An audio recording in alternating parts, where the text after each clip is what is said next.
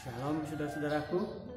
Hari ini kembali saya hendak menyampaikan firman Tuhan dengan dasar bacaan Alkitab dari Markus 2 ayat 23 sampai 28. Saya bacakan demikian. Pada suatu kali pada hari Sabat, Yesus berjalan di ladang gandum. Dan sementara berjalan, murid-muridnya memetik bulir gandum.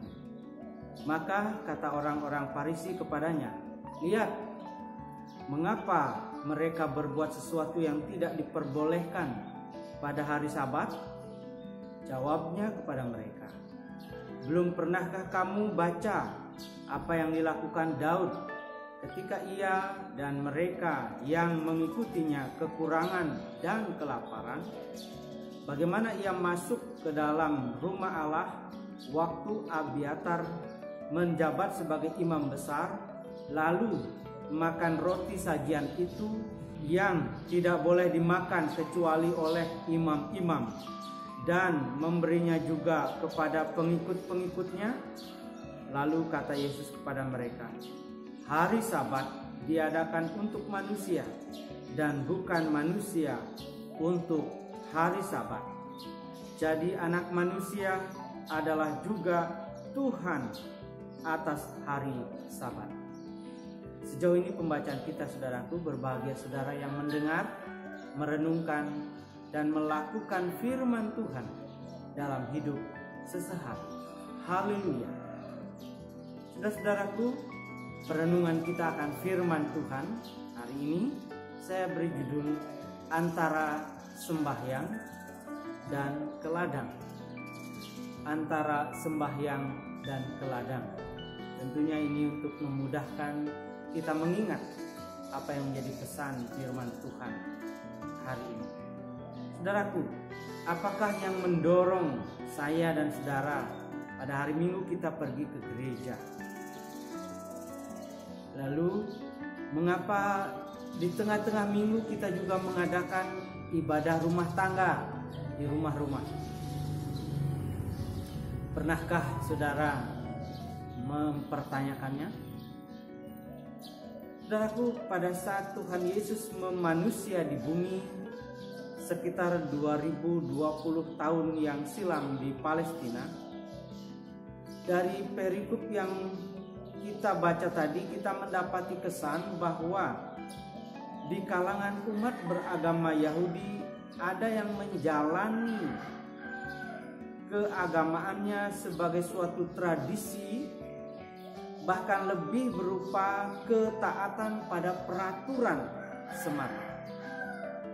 Sebagai contoh, pada hari Sabat, hari kudusnya agama Yahudi, yakni hari Sabtu, orang harus memelihara kekudusannya dengan beribadah ke bait Allah. Segala aktivitas yang lainnya pada hari Sabat menjadi satu kesalahan atau dosa.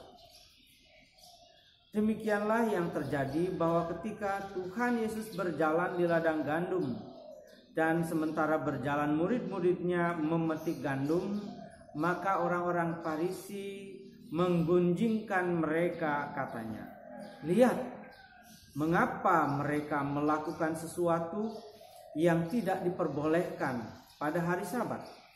Saudaraku, orang Kristen permulaan juga menerapkan hal serupa. Ketika saya masih kanak-kanak, ayah dan kakek kami tidak akan pergi ke kebun untuk mencangkul atau kerja berat lainnya pada hari Sabat. Yang dimaksud itu pada hari Minggu. Ketika saya di panti asuhan dari tahun 1976 sampai 1982 itu di Blimbing Sari, di desa yang notabene adalah 100% penduduknya Kristen, tradisi tidak boleh bekerja yang lainnya pada hari Minggu sangat terasa. Saudaraku, menjaga kekudusan hari Sabat itu tidak salah. Sebab pengudusan hari ketujuh diawali oleh Tuhan Allah sendiri pada saat Dia menyudahi penciptaan. Tetapi di mana masalahnya?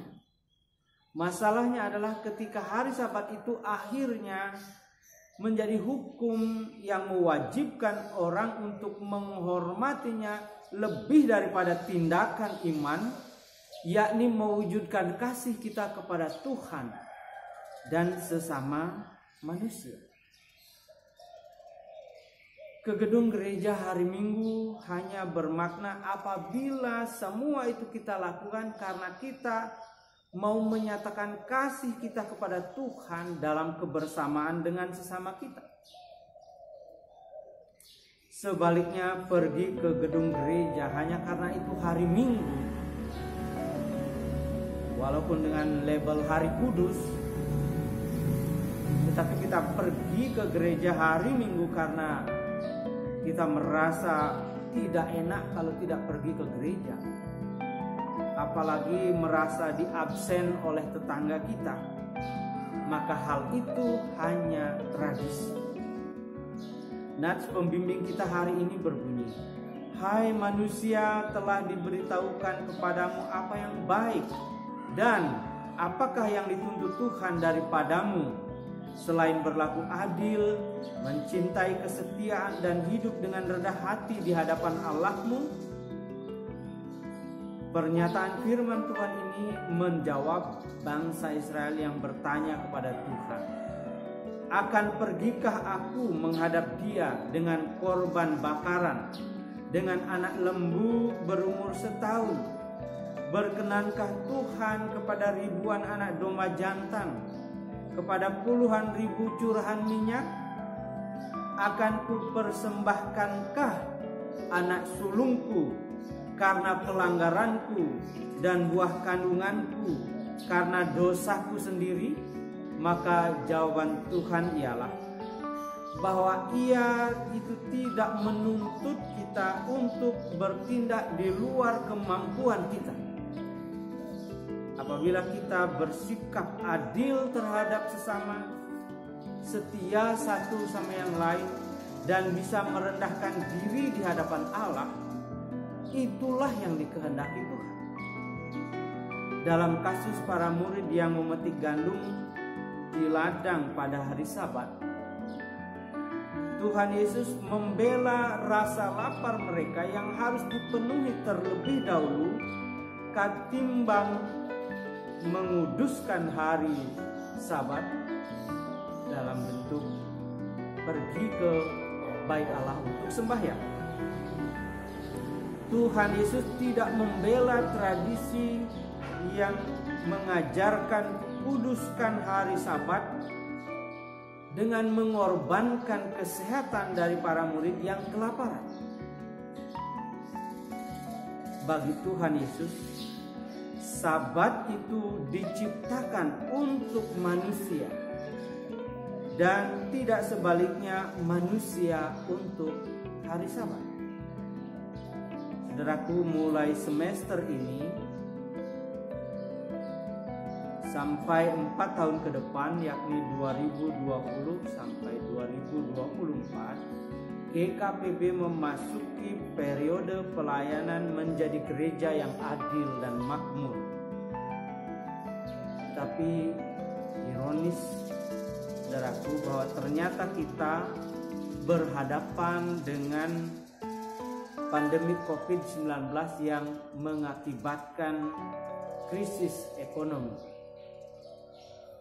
Saudaraku, sebagai orang yang beriman, percaya kepada Tuhan Yesus Kristus,